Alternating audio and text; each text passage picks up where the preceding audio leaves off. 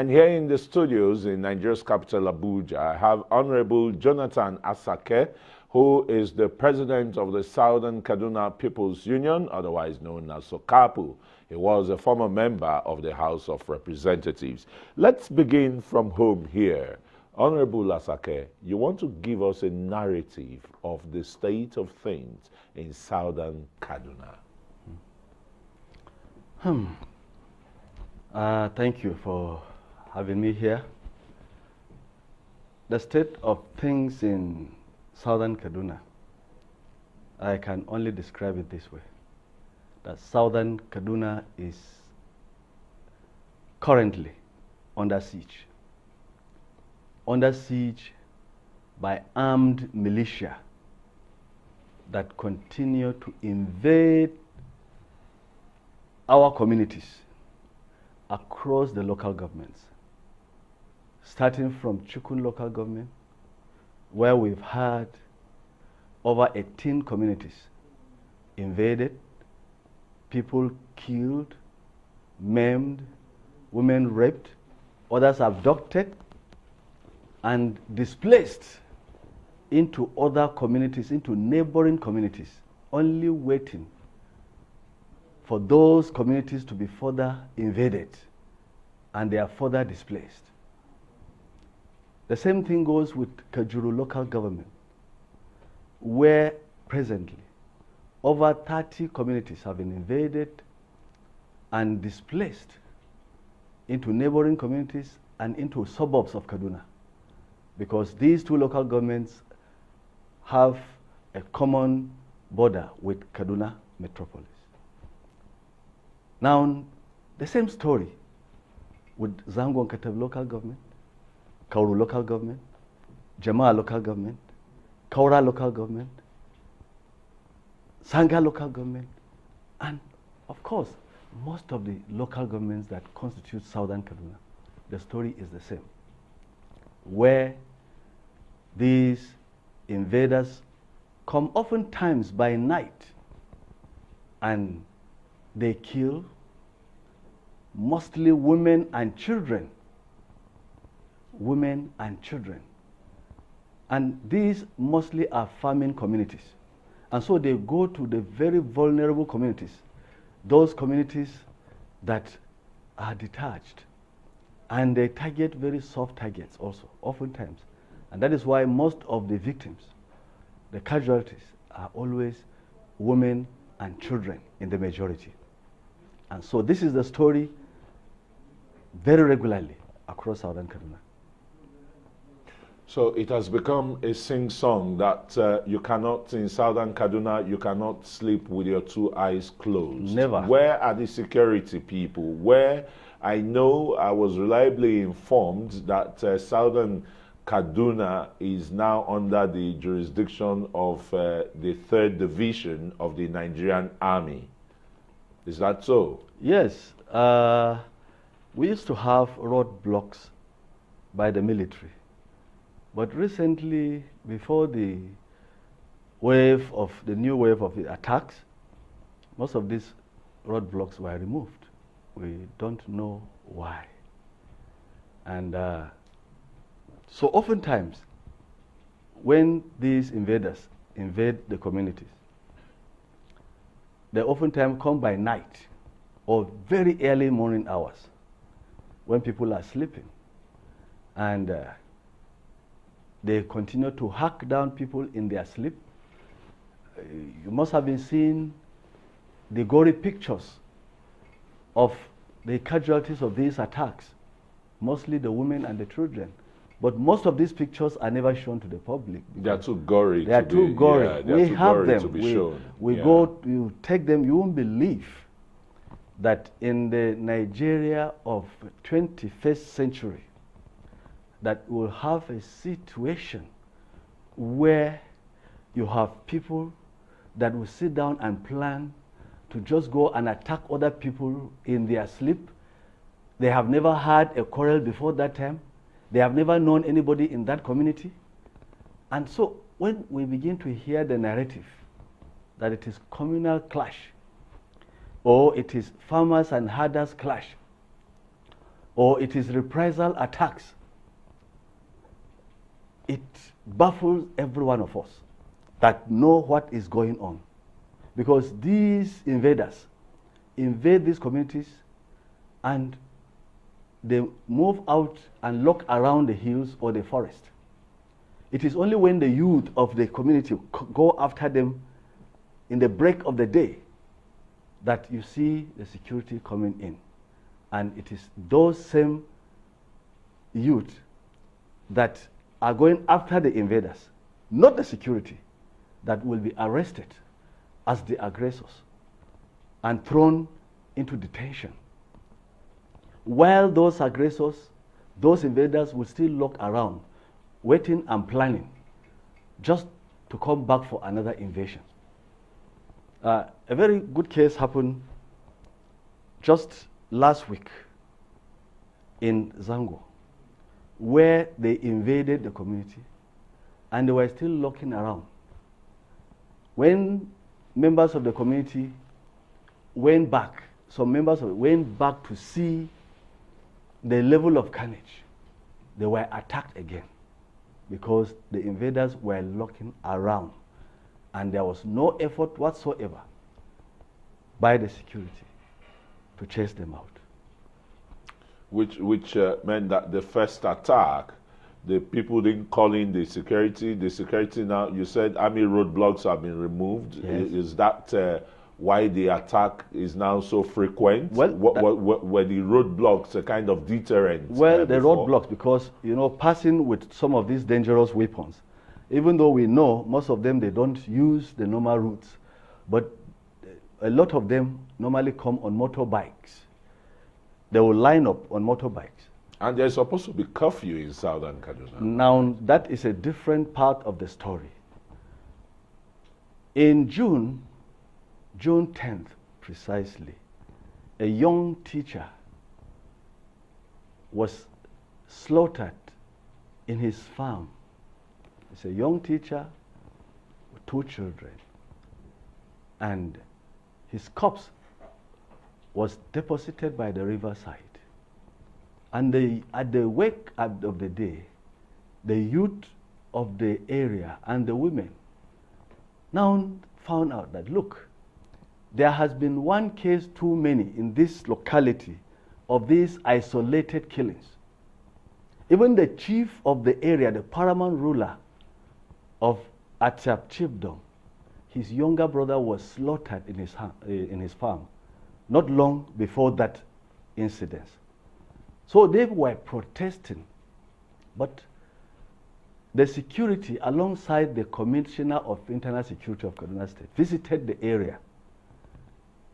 Before you could say Jack Robinson, 15 people were on the ground by the bullets of the security.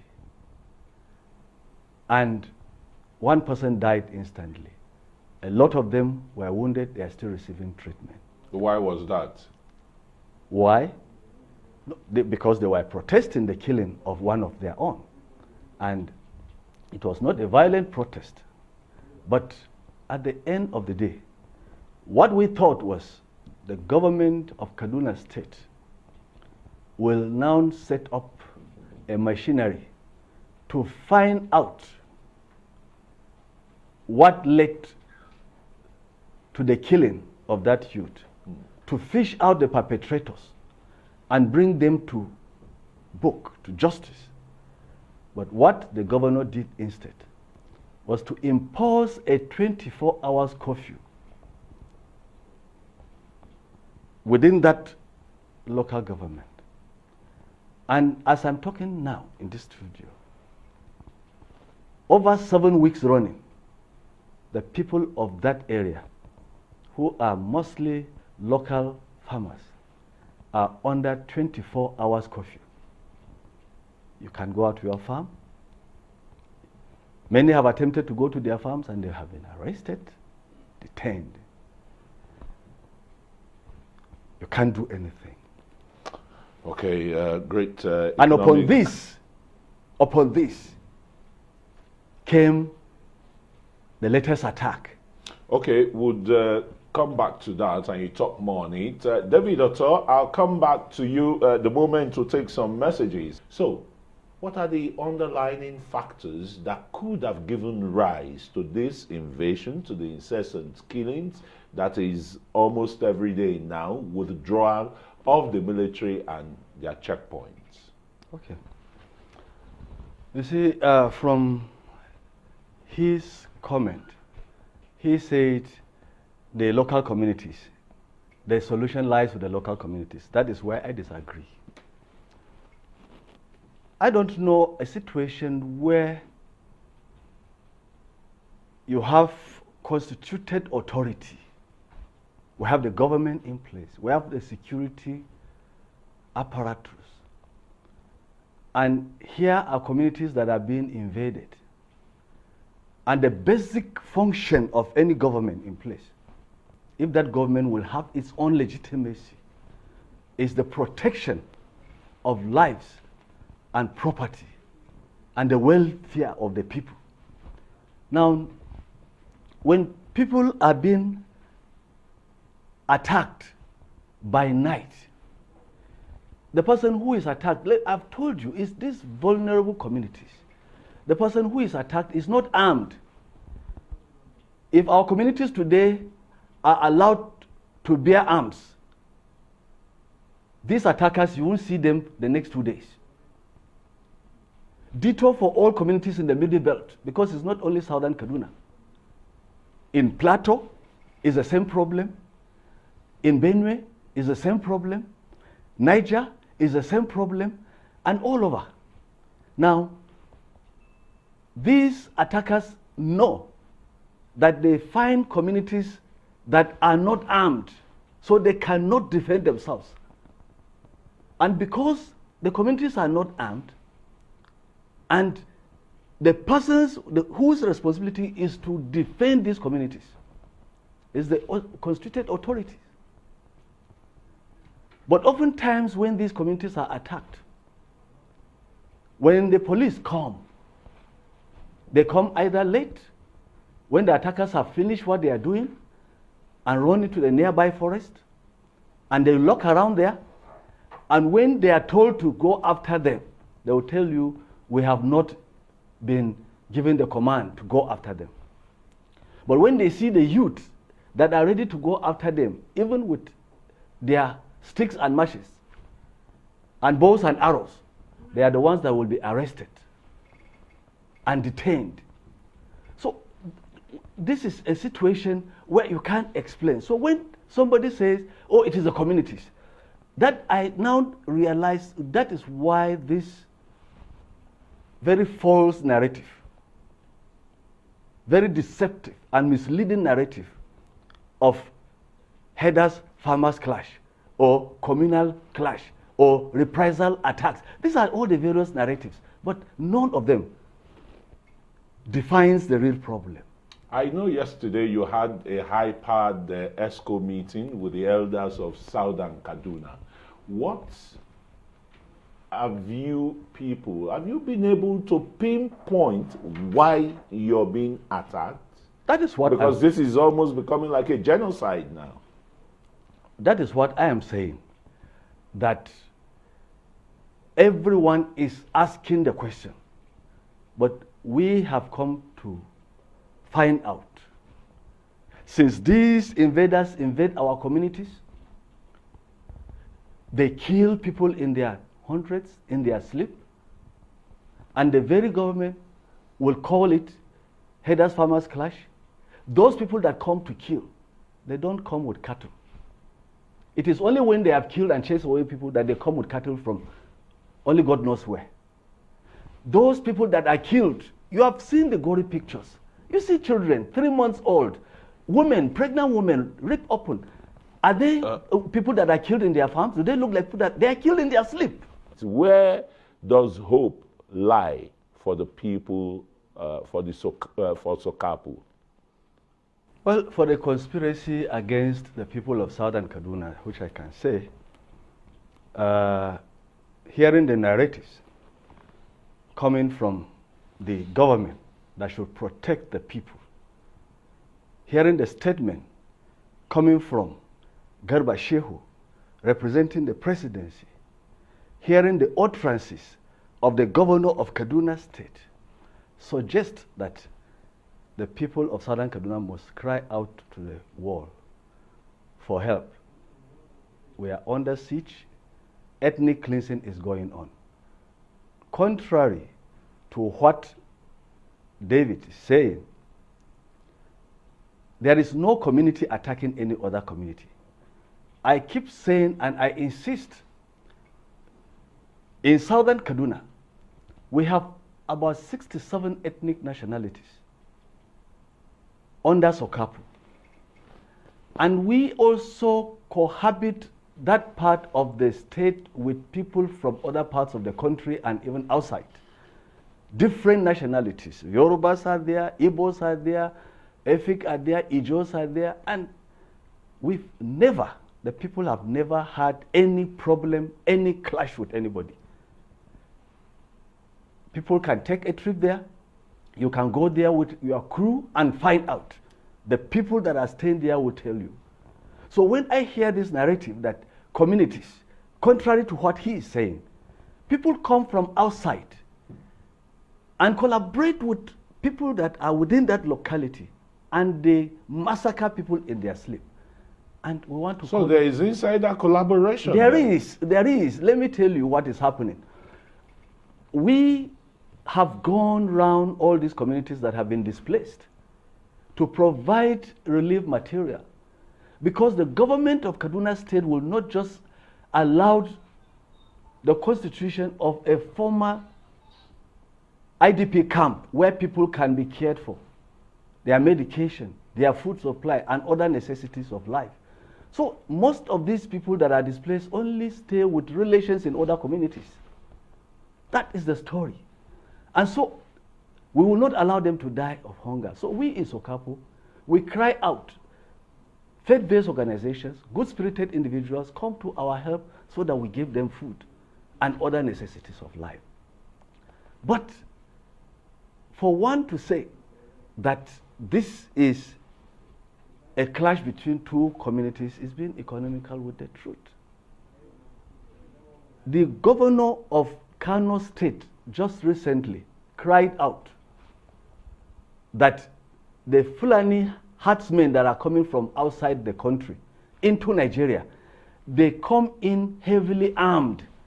And he even suggested that there should be a review of the ECOWAS protocol that allowed this free flow of people into the countries. And we know that the northern borders have been made so porous, so dangerously porous, that I've never seen that kind of a thing in my life. That people just go in and come out. So these dangerous people come into the country. The president himself in 2016, when these killings were going on, he said these herdsmen are coming from Libya and other neighboring countries. The governor of Kaduna State himself has said it in several occasions, that these herdsmen come from Mali, from Guinea, and other countries. In fact, when the killings were taking place in Southern Kaduna in 2016, he said he identified those killers and he traced them and he paid them. And his reason, using the taxpayers' money, of course, I know, that so that they will stop killing. Whatever that logic is, I don't know. But one thing we know, that from that time he claimed he paid them. He never told us how much he paid them.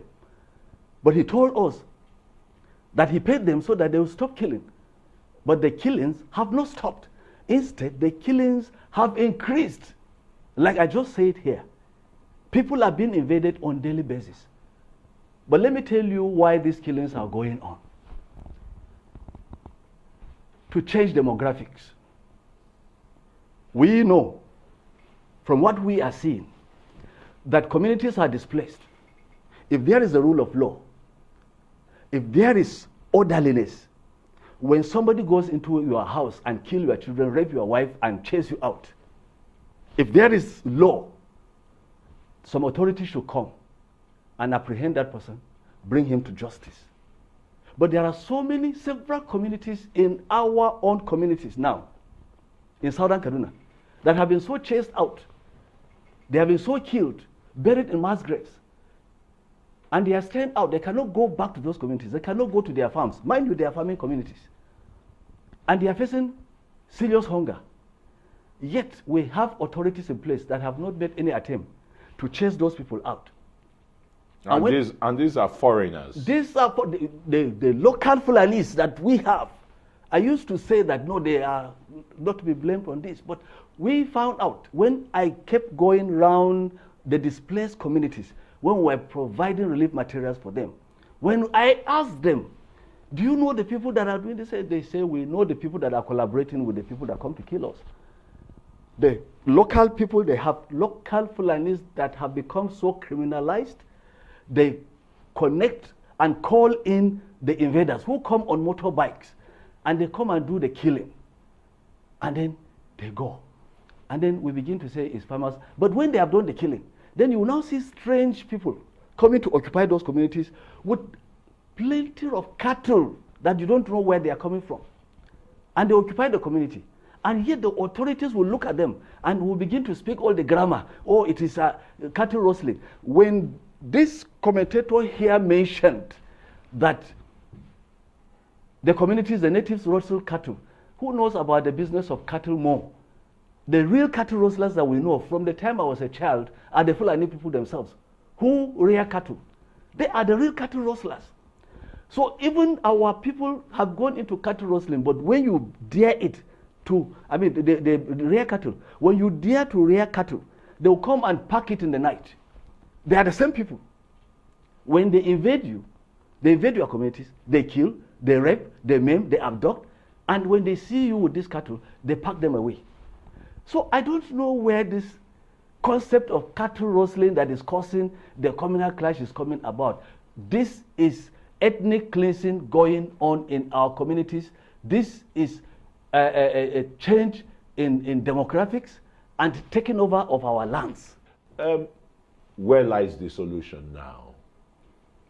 Is Sokapu ready to sit down and judge instead of war? Like Sokapu has always been ready. Our people have always been ready. But ready to sit down, you are sitting in your house, you are sleeping, somebody comes to kill you, you are crying out and they say you shouldn't cry. And you are saying this is the problem. And somebody is saying, no, that's not the problem. You are saying I have stomach ache, somebody say no, you are having headache. So that is where the problem starts. Now, David said that the local communities, he has been talking about local communities being involved. I did not understand until the last statement when he said we should cry out. That is what we have been doing. That's what we can do. If we had a way of defending ourselves, we will not be crying out to the government. But we are waiting for the government to defend us. But what is going on, like I said, in our communities, is that it is land that is being taken. Because those people have occupied the lands. Let me give you an example. There is a place that was a grazing reserve in my place. They made it 33,000 hectares exclusively for grazing. But today, that place has been increased to 74,000 hectares by this present government under Erufai. No compensation whatsoever.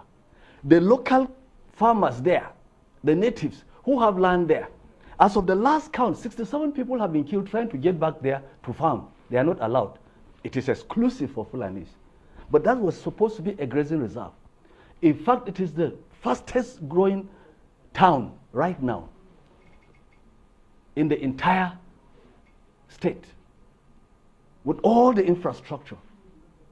Now, this is just a model. That is why when the issue of Ruga came in the last time, it was supposed to be a model that would go after this Laduga to plant Fulani settlements all over the country, because it was supposed to be a model starting with 6 Ruga settlements in every state. Multiply that by 36 and the FCT, you have about 212 Ruga settlements.